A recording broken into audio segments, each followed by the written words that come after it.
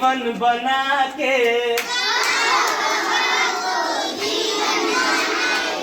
इस जुगन को हम घर घर फैलाए, खुद पढ़े सबको पढ़ना सिखाए,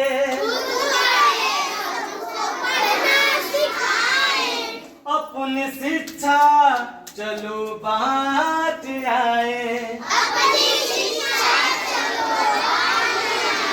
क्लैपिंग।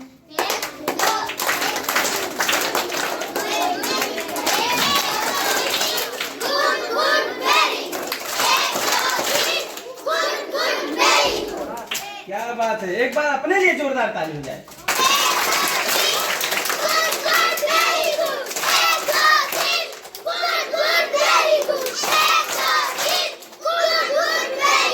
बहुत बढ़िया, पढ़ेंगे मेरे पास। क्या नाम है आपका? नाम निधि कुमारी, क्लास 3। दीपक कुमारी। निधि निधि निधि जी, आपने नाटक देखा? नाटक से क्या समझ आया?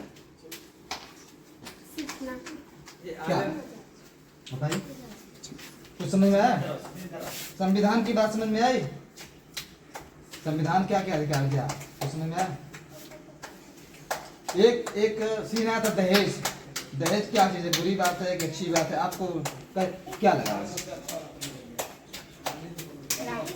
खराब बात है ना? दहेज ना लेना चाहिए, ना देना चाहिए। ना देना चाहिए। तो